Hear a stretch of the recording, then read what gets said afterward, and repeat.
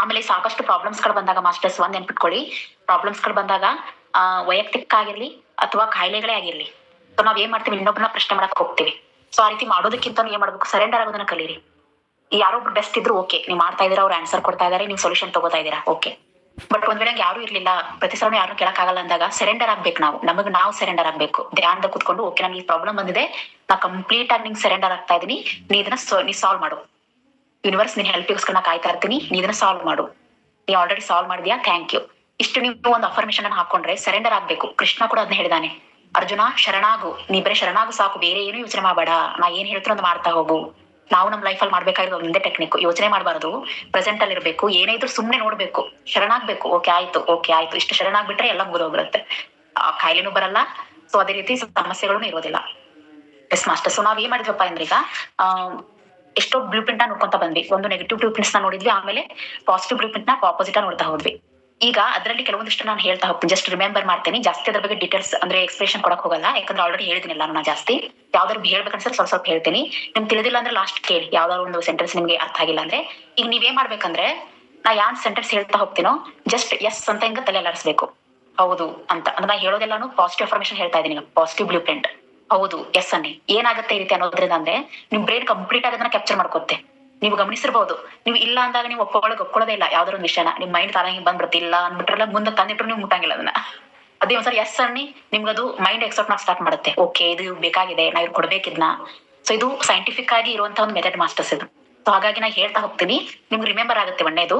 ಎರಡನೇದು ನೀವು ಒಪ್ಕೋತೀರಾ, ಈಗ ಕಂಪ್ಲೀಟ್ ಆಗಿ ನಿಮ್ ಬ್ರೈನ್ ಒಳಗಡೆ ಏನಾಗುತ್ತೆ, ಈಗ ಫೀಡ್ ಆಗುತ್ತೆ ನಾ ಹೇಳೋದೆಲ್ಲ. ಓಕೆ, ಜಸ್ಟ್ ಕೇಳ್ತಾ ಹೋಗಿ, ಜಸ್ಟ್ ಒಂದ್ 5 ನಿಮಿಷದಲ್ಲಿ ಕಂಪ್ಲೀಟ್ ಮಾಡ್ಬಿಡ್ತೀನಿ. ಒಂದ್ 21 ಸೆಂಟೆನ್ಸ್ ಇದೆ ಅಷ್ಟೇ.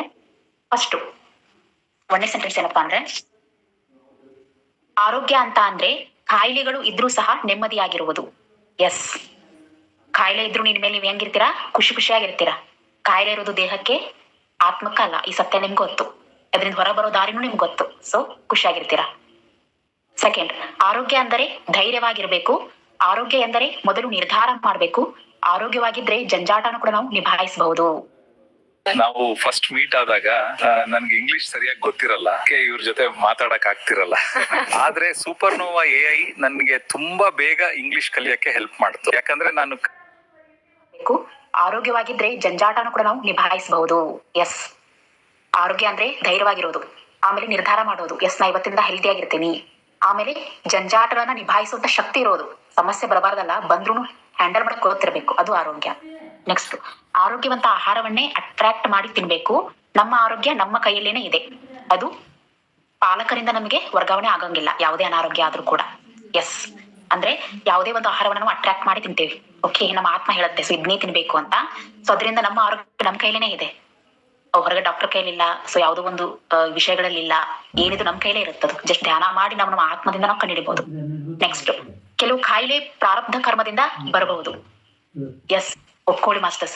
ಎಷ್ಟೋ ಜನ ಅಂತಾರೆ, ನಾ ತುಂಬಾ ಒಳ್ಳೆದಿದ್ದೀನಿ, ಬಟ್ ನನಗೆ ಯಾಕೆ ಕಾಯಿಲೆ ಬಂತು, ನಾ ಬರಬಾರ್ದಾಗಿತ್ತು, ನಾ ಎಷ್ಟು ಸೇವೆ ಮಾಡ್ಬಿಟ್ಟಿದ್ದೀನಿ.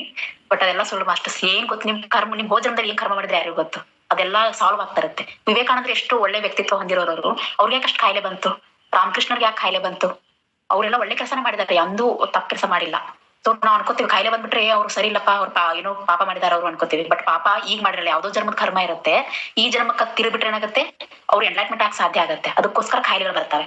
ಸೊ ಅದನ್ನ ಒಪ್ಕೊಳ್ಳಿ, ಏನಂದ್ರೆ ಕಾಯಿಲೆ ಅನ್ನೋದು ಪ್ರಾರಬ್ಧ ಕರ್ಮದಿಂದ ಬರುತ್ತೆ ನಮ್ಗೆ. ನೆಕ್ಸ್ಟ್, ಆರೋಗ್ಯದ ಕಡೆ ಗಮನ ಕೊಟ್ಟರೆ ಲೈಫ್ ತಾನಾಗೆ ಸೆಟಲ್ ಆಗುತ್ತೆ, ಹಣ ಕೂಡ ಬರುತ್ತೆ. ಫಸ್ಟ್ ಆರೋಗ್ಯ, ಆಮೇಲೆ ಲೈಫ್ ಸೆಟಲ್ ಮಾಡ್ಕೊಳ್ಳಿ, ಹಣ ತಾನಾಗಿ ಹುಡ್ಕೊಂಡು ಬರುತ್ತೆ ನಮ್ಮ ಹತ್ರ. ನೆಕ್ಸ್ಟ್, ವಯಸ್ಸಿಗೂ ಆರೋಗ್ಯಕ್ಕೂ ಸಂಬಂಧ ಇಲ್ಲ. ಸ್ವಯಂ ಪ್ರೀತಿಯಿಂದ ನಾವು ಚೆನ್ನಾಗಿರ್ಬೋದು, ನಮ್ಮ ಭಾಗಗಳನ್ನ, ದೇಹದ ಪ್ರತಿ ಭಾಗನ ಚೆನ್ನಾಗಿ ಇಟ್ಕೋಬಹುದು. ವಯಸ್ಸಿಗೂ ಆರೋಗ್ಯಕ್ಕೂ ಸಂಬಂಧನೇ ಇಲ್ಲ, ಯಾಕಂದ್ರೆ ನಾವು ಸೋಲ್ ತರ ನೋಡ್ತೀವಿ, ಯಾರನ್ನು ದೇಹ ರೂಪದಲ್ಲಿ ನೋಡಲ್ಲ. 100 ವರ್ಷಕ್ಕಿಂತ ಹೆಚ್ಚು ಬದುಕಿದವರು ಇದ್ದಾರೆ, ಯಂಗ್ ಆಗಿ ಬದುಕಿದ್ದಾರೆ, ಎಕ್ಸರ್ಸೈಸ್ ಮಾಡ್ತಾರೆ, ಡ್ಯಾನ್ಸ್ ಮಾಡ್ತಾರೆ. ದೇಹಕ್ಕೂ ವಯಸ್ಸಿಗೂ ಆರೋಗ್ಯಕ್ಕೆ ಸಂಬಂಧ ಇಲ್ಲ. ನೆಕ್ಸ್ಟ್, ಯಾವುದನ್ನ ತಿನ್ಬೇಕು, ಯಾವುದನ್ನ ತಿನ್ನಬಾರದು ಅನ್ನೋ ಅರಿವು ಇರಬೇಕು. ಮಕ್ಕಳು ಆದ್ಮೇಲೆ ಹೆಚ್ಚು ಆರೋಗ್ಯವನ್ನ ಕಾಪಾಡ್ಕೋಬೇಕು, ಯಾಕಂದ್ರೆ ಮಕ್ಕಳು ನಮ್ಮನ್ನ ಕಾಪಿ ಮಾಡ್ತಿರ್ತಾರೆ. ಎಸ್ ಅಲ್ವಾ, ಏನ್ ಹೇಳ್ತಿದಾರೆ ಅಂದ್ರೆ, ಸೊ ಯಾವ್ ತಿನ್ಬೇಕು, ಯಾವ್ ತಿನ್ಬಾರ್ದು, ಸೊ ಅದೊಂದು ಅರಿವು ಯಾವ್ದು ಇರ್ಬೇಕು ನಮ್ಗೆ, ಅವೇರ್ನೆಸ್. ಅದನ್ನ ಇಟ್ಕೊಂಡೆ ನಾವು ನಮ್ ಹೆಲ್ತ್ ನ ಕಾಪಾಡ್ಕೋಬೇಕು. ಆಮೇಲೆ ಮಕ್ಕಳು ಯಾವಾಗೂ ನಮ್ಮನ್ನ ಅಬ್ಸರ್ವ್ ಮಾಡ್ತಿರ್ತಾರೆ, ಹಾಗಾಗಿ ನಮ್ಮ ಆರೋಗ್ಯನ ಕಾಪಾಡ್ಕೊಳ್ಳಿ. ಅಂದ್ರೆ ನಾವ್ ಏನ್ ಫುಡ್ ತಿಂತೀವಿ ನೋಡ್ತಿರ್ತಾರೆ ಮಕ್ಕಳು. ಓಕೆ, ನಮ್ಮ ಅಪ್ಪ ಅಮ್ಮ ಈ ಫುಡ್ ತಿಂತ ನಾನು ಇದೇ ತಿನ್ನೋಣ, ಅವರು ಅಲ್ಲೇ ಕೈ ಹಾಕ್ತಾರೆ. ನೀವ್ ಹಣ್ಣು ತಿನ್ನಿ, ಹಣ್ಣು ಕಡೆ ಕೈ ಹಾಕ್ತಾರ ಅವರು. ಸೊ ಬ್ಲೂ ಪ್ರಿಂಟ್ ನಾವೇ ಹಾಕ್ತಿದೀವಿ ಅವ್ರಿಗೆ ಹೆಂಗಿರ್ಬೇಕು ಅನ್ನೋದನ್ನ. ಸೊ ಅದ್ರ ಕಡೆ ನಮ್ಗೆ ಬಹಳ ಅವೇರ್ನೆಸ್ ಇರ್ಬೇಕು. ನೆಕ್ಸ್ಟ್, ಆರೋಗ್ಯ ಚೆನ್ನಾಗಿದ್ರೆ ಎಲ್ಲಾ ಕಮಿಟ್ಮೆಂಟ್ ಮುಗಿಯುತ್ತೆ. ನೋಡಿ, ತುಂಬಾ ಕಮಿಟ್ಮೆಂಟ್ ಹಾಕೊಂಡ್ಬಿಟ್ಟಿರ್ತೀವಿ ಲೈಫ್ ಅಲ್ಲಿ, ಬಟ್ ಆರೋಗ್ಯ ಒಂದ್ ಸರಿ ಇದ್ಬಿಟ್ರೆ ನಿನ್ ಕಮಿಟ್ಮೆಂಟ್ ತಾನಾಗಿ ಸಾಲ್ವ್ ಆಗುತ್ತೆ. ನೀನ್ ಕಮಿಟ್ಮೆಂಟ್ ಫಸ್ಟ್ ಅನ್ಕೊಂಡ್ರೆ ಆರೋಗ್ಯ ಕೆಡುತ್ತೆ. ಸೊ ಇದನ್ನ ನಾವು ಮೈಂಡಲ್ಲಿ ಹಾಕೋಬೇಕು, ಈ ಒಂದು ವರ್ಡ್ ನ. ಕಾಯಿಲೆ ಇದ್ದವರು